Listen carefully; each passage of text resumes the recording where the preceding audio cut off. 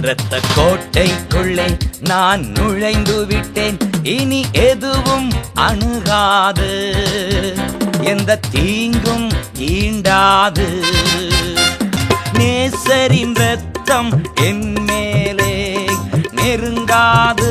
சாத்தான் பாசமாய் சிலுவையில் பலியானார், பாவத்தை வென்று விட்டார். மலைகள் குன்றுகள் விலகினாலும் மாறாது உம் கிருபை. அநாதி சிநேகத்தால் இழுத்து கொண்டீர், அனைத்து சேர்த்து கொண்டீர்.